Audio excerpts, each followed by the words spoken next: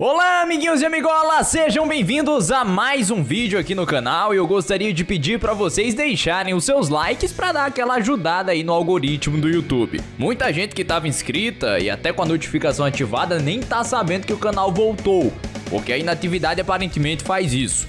Portanto, eu conto com vocês para espalhar a nossa palavra. E hoje é dia de falar um pouco sobre o evento que rolou no último domingo, dia 21, o NWA 7th Anniversary, diretamente do Nashville Fairgrounds, o primeiro grande evento da era Bill Corgan da NWA. Se você não tá ciente das coisas, o Bill Corgan assumiu o cargo de presidente da NWA e assumiu a tarefa de reviver a grande empresa. Desde então ele vinha promovendo o NWA Title em outras empresas parceiras e então ele teve a iniciativa de realizar este grande evento para celebrar os 70 anos de história da NWA. A minha avaliação sobre o evento como um todo é que foi um show bom. Não ótimo, não ruim, bom. Muito por conta disso que eu não vou fazer uma análise em específico de todos os combates, porque teve muita coisa que não serve para ficar registrada nos anais da história. Então, o vídeo trará pontos positivos e pontos negativos espalhados sem uma ordem cronológica, tá ok? Começando pelos pontos negativos. A produção foi bizarra. Meu amigo Jonathan, inclusive, comentou aí no Twitter que foi organizada pela empresa do Jeff Jarrett, o que explica, ou talvez explica um pouco do que aconteceu. Entrevista sem som, fala completamente descoordenada com a imagem, uma entrevista da Penelope Ford que continuou passando depois do diretor mandar cortar. Isso aí foi bizarro, tenso. Apesar das imagens e da arena serem bem interessantes e bem iluminadas, a questão do som, no geral, deixou muito a desejar em vários aspectos. O próprio ringue parecia não estar bem microfonado e tinha horas que a gente nem ouvia os impactos, parecia uma emulação sem som.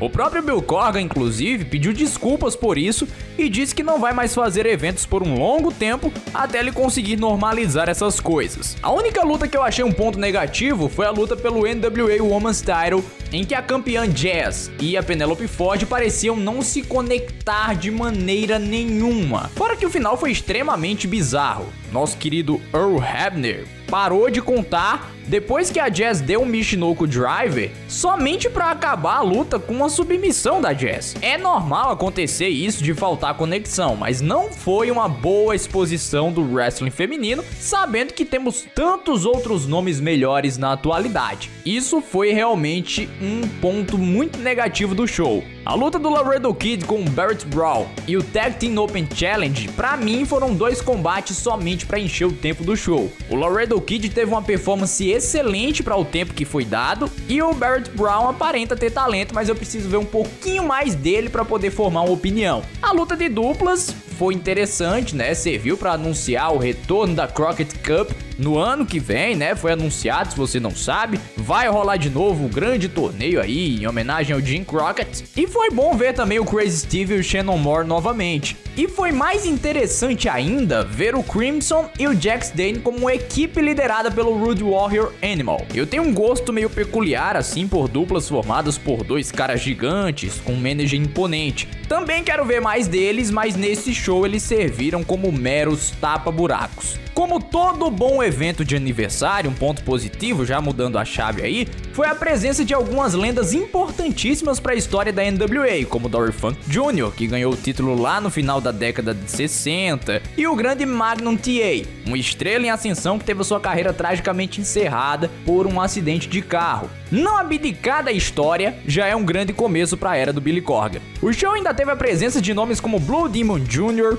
que diz que quer uma oportunidade de lutar pelo título principal no México, do Road Warrior Animal, que eu falei aí, que acompanhou o Jax Dane e o Crimson para o ringue, o Jeff Jarrett, que deu entrevista, enfim, uma série de nomes importantes para o wrestling marcou presença, o que eu julgo como algo importante. Importante também foi ter trazido de volta o NWA National Championship, fazendo um torneio de uma noite só com 8 homens, estes que eram Sam Shaw, Colt Cabana, Sammy Guevara, Scorpio Sky, Will Mack, Jay Bradley, Rick Starks e Mike Perro. O torneio não teve nada de muito especial nas semifinais, na verdade foram até duas lutas bem apressadas, com finais previsíveis e uma ação que a gente vê em qualquer esquina em que o wrestling esteja sendo praticado.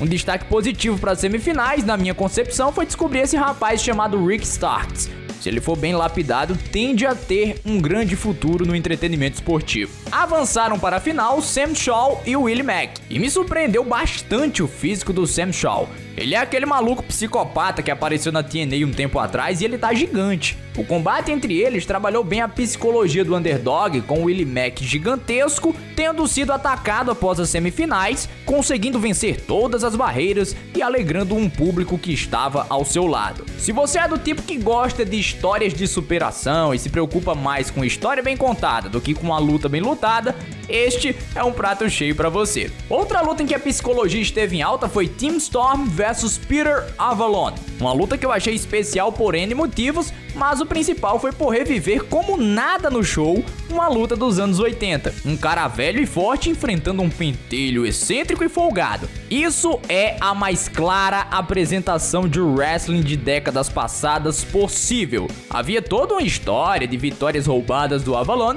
e este seria o terceiro encontro entre eles. A luta foi curtinha, mas foi muito bem lutada dentro das limitações, e eles trabalharam muito bem a ideia da estipulação de que o perdedor beijaria o pé do outro. Mais uma exibição que eu vejo do Tim Storm e mais uma que eu gosto, e isso é um ponto positivo. Fora que o finisher dele, né, o Perfect Storm, é maravilhoso. É outra recomendação pra vocês. E o ponto alto do show foi o Magnus reconquistando o NWA Title contra o Cody Rhodes numa 2 out of 3 falls match. Foi o melhor combate da noite e isso não quer dizer que foi algo fora de série, que fique claro, mas foi algo digno de NWA. É claro que vivemos numa época de lutas insanas, mas a psicologia trabalhada com as interferências e os false finishes foi bem interessante. Apesar de eu ser totalmente contrário à ideia do Magnus ganhar novamente o cinturão com 50 dias decorridos do All-In, eu acho que é uma decisão acertada para a empresa construir sua nova identidade. Foi uma luta muito bem estruturada, então ela também vale o seu tempo. No geral, é um evento com 3 lutas interessantes.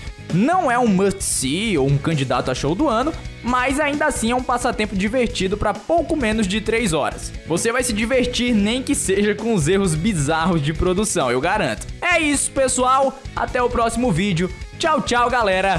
Fui!